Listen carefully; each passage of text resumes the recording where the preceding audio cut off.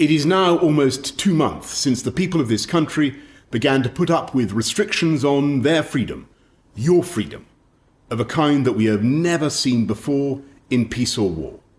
And you have shown the good sense to support those rules overwhelmingly. You've put up with all the hardships of that program of social distancing because you understand that as things stand, and as the experience of every other country has shown, it's the only way to defeat the coronavirus, the most vicious threat this country has faced in my lifetime. And though the death toll has been tragic and the suffering immense, and though we grieve for all those we have lost, it is a fact that by adopting those measures we prevented this country from being engulfed by what could have been a catastrophe in which the reasonable worst-case scenario was 500,000 fatalities. And it's thanks to your effort and sacrifice in stopping the spread of this disease that the death rate is coming down and hospital admissions are coming down. And thanks to you, we've protected our NHS and saved many thousands of lives. And so I know, you know, that it would be madness now to throw away that achievement by allowing a second spike. We must stay alert. We must continue to control the virus and save lives.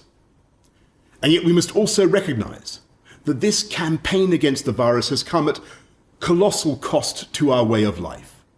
We can see it all around us in the shuttered shops and abandoned businesses and darkened pubs and restaurants. And there are millions of people who are both fearful of this terrible disease and at the same time also fearful of what this long period of enforced inactivity will do to their livelihoods and their mental and physical well-being, to their futures and the futures of their children.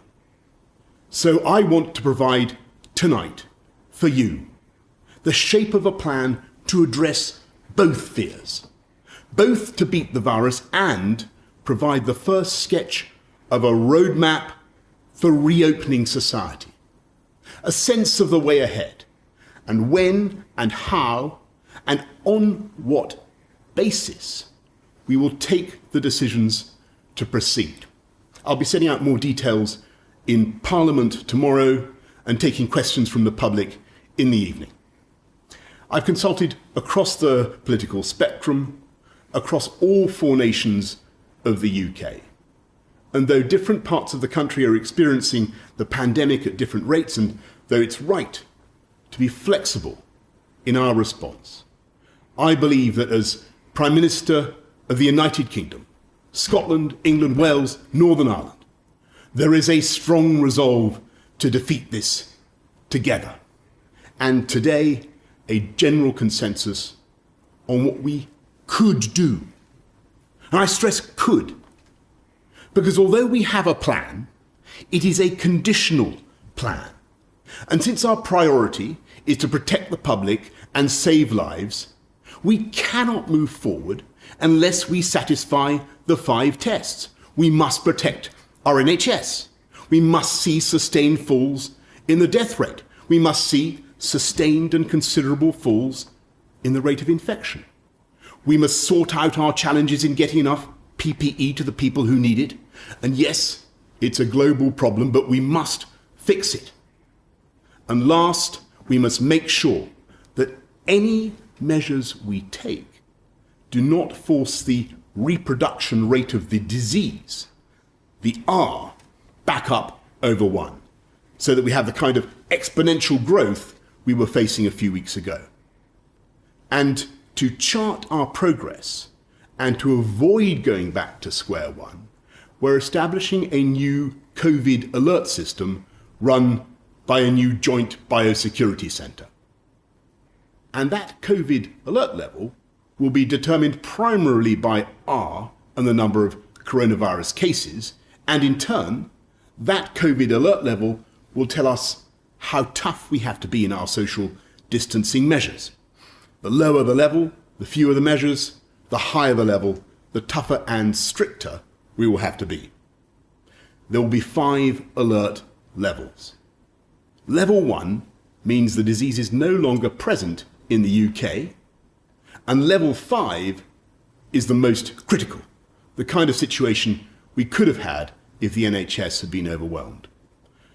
Over the period of the lockdown, we've been in level 4, and it's thanks to your sacrifice we're now in a position to begin to move in steps to level 3. And as we go, everyone will have a role to play in keeping the R down by staying alert and following the rules. And to keep pushing the number of infections down, there are 2 more things we must do. We must reverse rapidly the awful epidemics in care homes and in the NHS, and though the numbers are coming down sharply now, there is plainly much more to be done. And if we're to control this virus, then we must have a world-beating system for testing potential victims and for tracing their contacts, so that, all told, we're testing literally hundreds of thousands of people every day.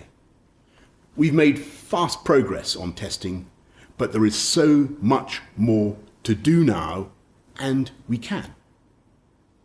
When this began, we hadn't seen this disease before, and we didn't fully understand its effects.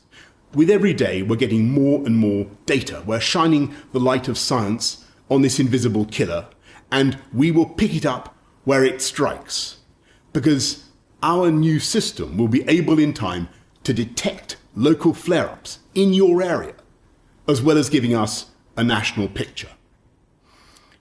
And yet, when I look at where we are tonight, we have the R below 1, between 0.5 and 0.9, but potentially only just below 1.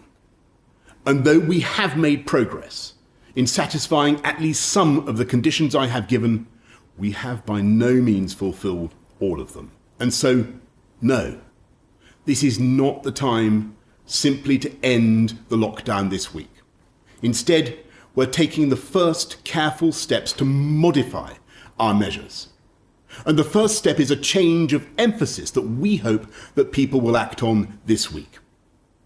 We said that you should work from home if you can, and only go to work if you must. We now need to stress that anyone who can't work from home, for instance, those in construction or manufacturing, should be actively encouraged to go to work, and we want it to be safe for you to get to work. So you should avoid public transport if at all possible, because we must and will maintain social distancing, and capacity will therefore be limited. So, work from home if you can, but you should go to work if you can't work from home. And to ensure you are safe at work, we've been working to establish new guidance for employers to make workplaces COVID secure. And when you do go to work, if possible, do so by car, or even better, by walking or bicycle. But just as with workplaces, public transport operators will also be following COVID secure standards. And from this Wednesday, we want to encourage people to take more and even unlimited amounts of outdoor exercise. You can sit in the sun in your local park, you can drive to other destinations, you can even play sports, only with members of your own household. You must obey the rules on social distancing, and to enforce those rules, we will increase the fines for the small minority who break them. And so, every day, with ever-increasing data, we will be monitoring the R and the number of new infections and the progress we are making. And if we as a nation begin to fulfill the conditions I have set out, then in the next few weeks and months, we may be able to go further. In step 2, at the earliest by June the 1st, after half-term, we believe we may be in a position to begin the phased reopening of shops and to get primary pupils back into schools, in stages beginning with reception, year 1 and year 6.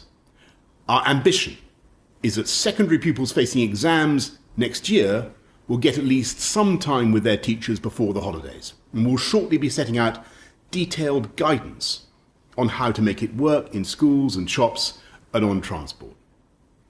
And step 3, at the earliest by July and subject to all these conditions and further scientific advice, if and only if the numbers support it, we will hope to reopen at least some of the hospitality industry and other public places, provided they're safe and enforce social distancing. Throughout this period of the next 2 months, we will be driven not by mere hope or economic necessity. We're going to be driven by the science, the data, and public health. And I must stress again that all of this is conditional. It all depends on a series of big ifs. It depends on all of us, the entire country,